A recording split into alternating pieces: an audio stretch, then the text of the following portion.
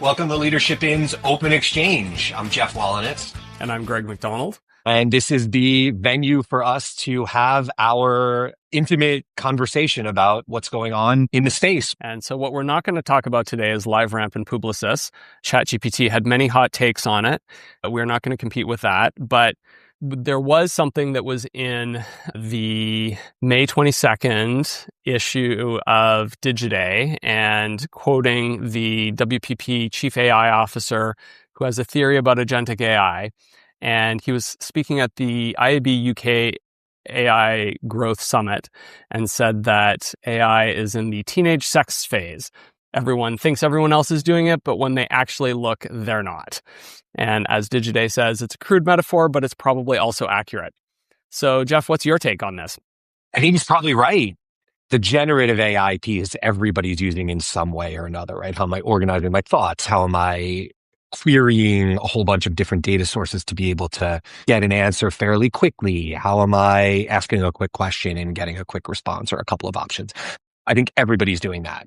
When you start to talk about agentic AI, where people are leveraging, let's say, semi-sentient AI to bounce back and forth, to do a task that people are doing, I think that's in various stages of development. I don't think a lot of people are doing that. And I think that's where the person from WPP was wildly insightful.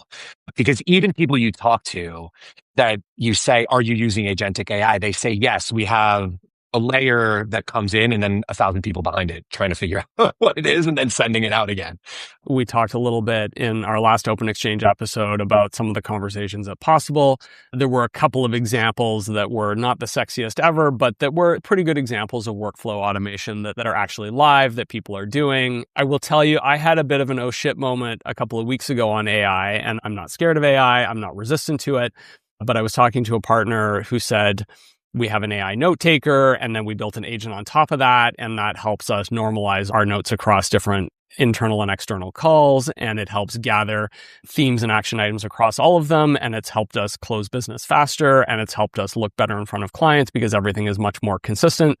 It's standardized and done some pattern recognition that they found really beneficial to the business. And I'm like, oh shit, I don't necessarily have that scale that I need to wrangle. At the same time, I haven't been experimenting much beyond LLMs, and as helpful as that's been, there's probably more to be done.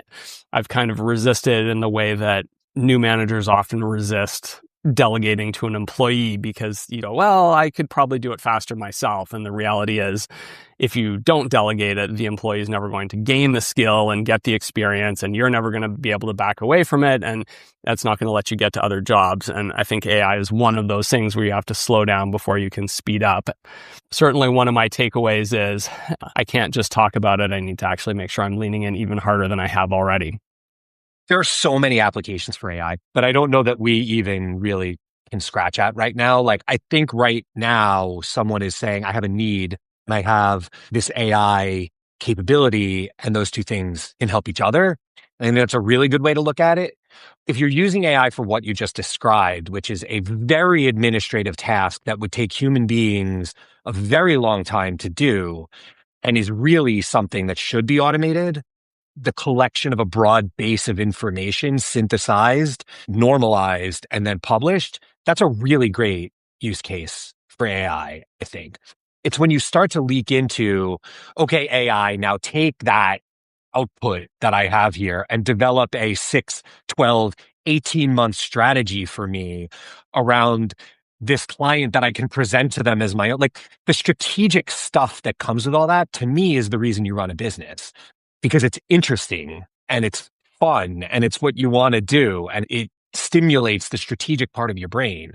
That's really where I think we need more thought around what are the right applications for AI across business? What should we actually be paying for? And then what are the downstream impacts of that? I think there's a role for it in assisting in the strategy use case you're talking about there.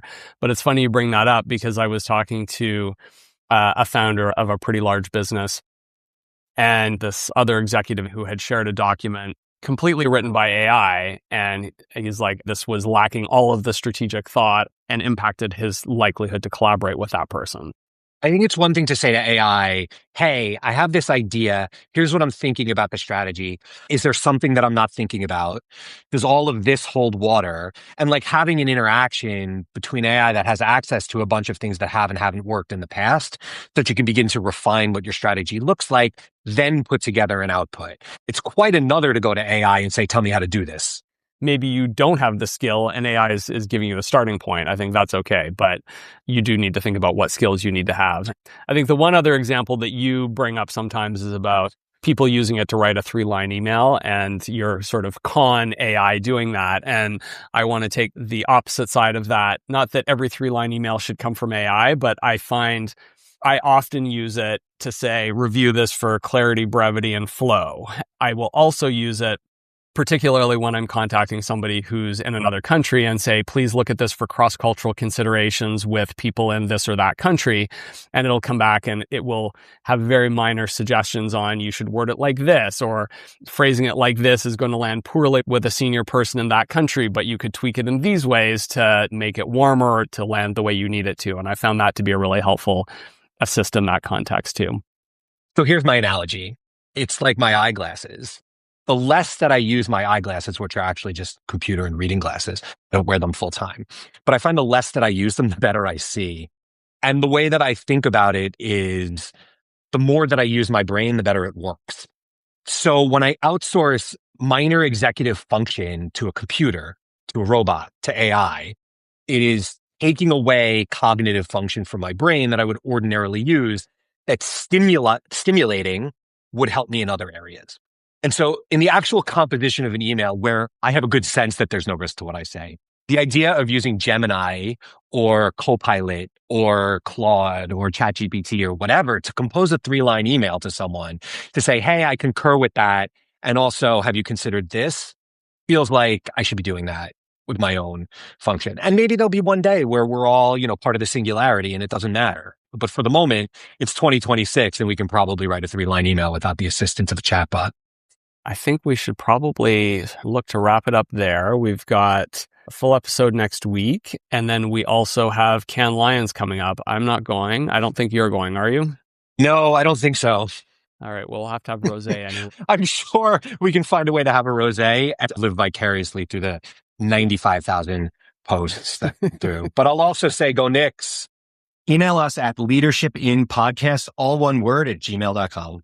And then you can also follow the show. We're basically all the places you might listen: Apple Podcasts, Spotify. We're now on YouTube and a whole host of others. You can even ask your Alexa device to play Leadership In, and she'll be able to do that for you. So yeah, hit follow, and we will be back next week with another full episode with some really great guests.